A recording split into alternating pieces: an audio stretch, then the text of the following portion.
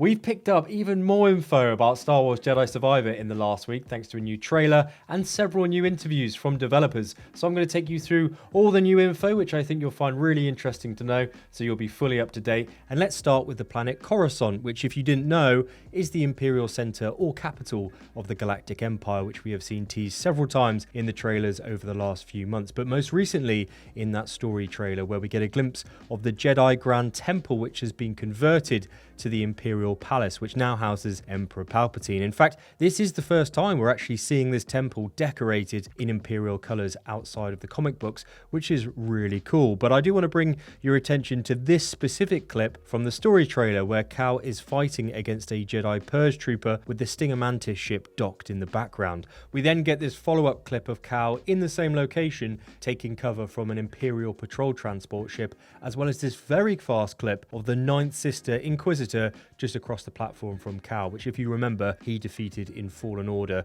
with her whereabouts currently unknown. Now, this all seems to add up because we know we end up on the planet of Kobo, which does become our home base after 1 hour or so of game time, which we can only reach after a dangerous mission goes wrong, according to Respawn. And if we combine all of this info with this clip of Cal in that very same patrol transport ship that seems to be heading to the Emperor's Palace, I can definitely see that dangerous mission that Respawn mentioned at the start of the game being Cal attempting to recover the Stinger Mantis ship that has been impounded on Coruscant, where he subsequently gets captured thanks to the help of that Ninth Sister, with his lightsaber being seized by Imperial forces, which is how that Senator Pawan comes into possession of Cal's lightsaber, which we were teased with in a reveal before Christmas. Now, that said, Stig Asmussen, the game director, has confirmed in a recent Star Wars Celebration event interview that Coruscant is a location that we can visit, but Andy McNamara, EA's communication lead, did follow up about this topic on Twitter, confirming that Coruscant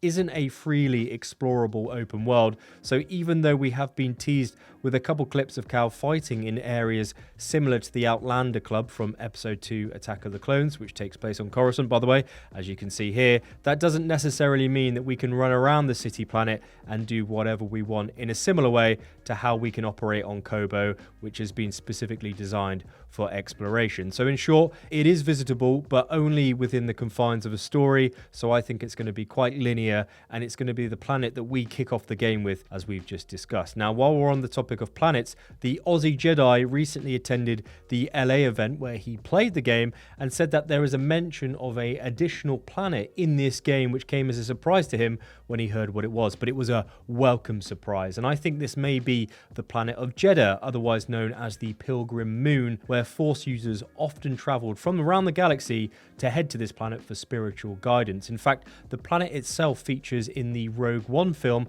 as it's where Saw Gerrera, the rebel extremist, had his home base and who we've already met in Fallen Order. Incidentally, the catacombs of Cadera were a series of ancient ruins on Jedha, which were eventually destroyed by the Death Star. But if we compare the environmental geology from the film to this recent clip that we've had from the final Jedi Survivor trailer from last week, I think the makeup of this planet looks spot on, and it's quite distinctively different to Kobo. We also see this fallen Jedi statue on Jedha in Rogue One, which does look similar to a fallen hooded statue that we can see in the latest trailer, as well as the recently announced official art book where Cal is standing in front of a Jedi-looking statue, which contributes to this planet theory. Additionally, we can see Cal on this desert planet reviewing a hologram, which I think may be from Sarah Junda, who saved Cal in Fallen Order, and after parting ways since the first game, she has travelled to Jedha, but not before leaving Cal a message informing him to find her on Jedha as she continues her spiritual path on that secret restoration of the Jedi Order, that being her quest. Now, this would make sense for her to go there because this planet is considered to be the spiritual home of the Jedi Order, but also has rich deposits of kyber crystals that were fundamental in lightsaber construction, which is perhaps why the Empire has a presence there as well, subsequently mining these precious resources for their own gain after the fall of the Jedi Order. And this may also be how we're able to craft a white lightsaber at our workbench, which can only be created by healing a corrupted red kyber crystal that produces a red lightsaber. And funnily enough, we're in possession of one of those red lightsabers thanks to claiming it from Trilla in the first game. So perhaps as we return to this ancient Force planet, we then meet up with Sarah Junda and heal Trilla's corrupted Kyber crystal as a way to reconnect with the Force and learn how to craft our rare white sabers. And one more thing about this Jedha teaser, these markings from the recent trailer, which I'll just pause here, and if I then bring in this screen grab from Rogue One and put them alongside each other for you, you'll notice they're quite similar. And thanks to a great spot by Nika, this is the Domabesh alphabet, which was specifically created for Rogue One, specifically for the planet Jedha as well. So make of that what you will. Now, if you are enjoying the video so far, or you've learned anything new, please do leave a very swift like down below. It genuinely really helps me out on YouTube. So thank you very much for your support. And you may be interested to know that I'm currently running a Star Wars Jedi Survivor game giveaway. You just need to be a subscriber of the channel to enter, and I'll pop the link in the pinned comments down below. So very best of luck to you. Now let's talk about Commander Rayvis and his false Jedi bounty hunters, if you want to call them that, because they predominantly took up most of the face time in that recent trailer. Now, first and foremost, he's got tentacles, and if you're wondering why this alien spaceman has tentacles, that's because he is of the Gendai race that are a immortal, formless species who don't have any bones, but they do wear humanoid armor to give themselves a bit of a structure. In fact, it's nearly impossible to kill them as they regenerate rapidly. So what we're seeing here in this teaser boss fight is Cal landing a successful lightsaber hit on his armor, presumably, and I imagine it's so successful that he's cut Commander Rayvis's armor off, or his arm essentially, which is why he's gone full squid mode. But the game director Stig Asmussen recently stated that this is a standout moment for Cal when they both square off, as Rayvis approaches combat in a very disciplined and structured way. So expect a long and challenging boss battle here, where we're going to have to work out how we can defeat some sort of squid immortal alien that just constantly regenerates his health. That said, it does seem to appear that we will be fighting in an arena that is similar in architectural design to the clip that we saw of our mysterious High Republic Jedi in the Bacta tank. Now, I'm not saying it's the exact same room here, but it certainly looks remnant of the High Republic era, and maybe the reason why we're actually there in the first place. I also want to bring your attention to these enemies that also seem to be having battles against Cal in similar types of environments, such as this enemy here with the orange lightsaber and his compatriot with the blue. And I reckon they're the warm-up acts to Rayvis that we'll have to overcome. But what I find interesting is they both have tabards or gold-trimmed robes, which may indicate that they are from a High Republic era also, or perhaps they've just simply scavenged these robes and lightsabers for themselves in an effort to clearly be identified as Commander Rayvis's elite guard and not your standard enemy, but certainly worth a thought. Now let's talk about a new potential ally that we'll have in this game, and I'm referencing this Tin Man droid because at 51 seconds into the recent trailer, we can see it holding that mysterious device which Cal uses to open the High Republic Jedi meditation chambers, with his next appearance being in the background as Cal has a Force tug of war with our mysterious High Republic Jedi, which is quite reminiscent of Kylo Ren versus Rey over the Skywalker lightsaber. Now, this scenery is almost similar in design to the separatist Lucrehulk ship stationed on Kobo,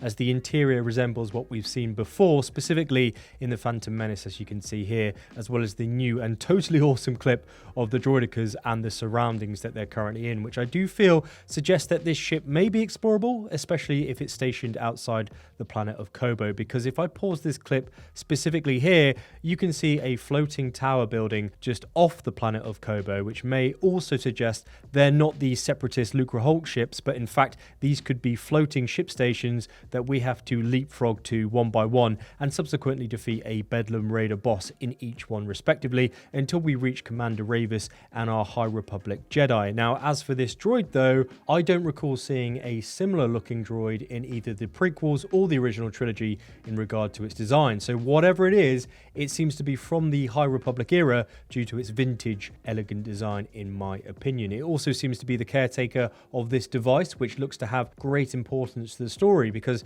in the reveal trailer from a few months ago, our High Republic Jedi says this: "The Jedi is a threat. Not now that we have this." So perhaps we lose this force battle with him, which is what we can see here, and that's how he comes into possession of this Holocron looking device. Now, as for some new gameplay details, we do have a couple great new additions and new info to go over since last week. And the first thing is regarding the blaster, because even though we haven't seen gameplay of it yet, when you unlock and switch to your blaster stance, you'll be able to switch it to stun or lethal, just like in the movies, which I can't wait to try out. As for companion maneuvers though, Stig the game director recently confirmed that this isn't just a cinematic flourish or takedown every now and then in game. There is actually a button that we can press to activate these special one-shot combo moves with our companions in the heat of battle, which is limited to a cooldown of course, but by using this move it will assist us in a very tricky or challenging scenarios, which is really great to hear. Now, as for skill points, Blair Brown, the senior producer, did also confirm recently that we can reset them, going on to say that if you play with one of the 5 stances and then spend your skill points in that tree, but then end up not liking that particular lightsaber stance, you can then start again and pick a specific stance that you may prefer, so those skill points aren't wasted early game, which is also really positive to hear in my opinion. Additionally, if you have pre-ordered the game, EA have confirmed that you can now preload the game and download it on the 26th of April, which is 2 days before release, and is really welcome as the game is 150 gigabytes in size, so if your internet isn't great, you've got 48 hours to get that big boy squared away on your consoles or PC. Now, if you want a fully comprehensive recap of this game, then make sure you click the video that should be popping up on my face right now as I go into detail about everything Jedi Survivor, so you're fully up to speed. So hopefully see you there in just a second, but if you're still here, my big thanks to my co-content creator Nika, who's helped me make this video, as well as Dennis and Voynich for researching it. The video is actually just not even possible without them, so coffee's definitely on them, and I'll see you in that next video.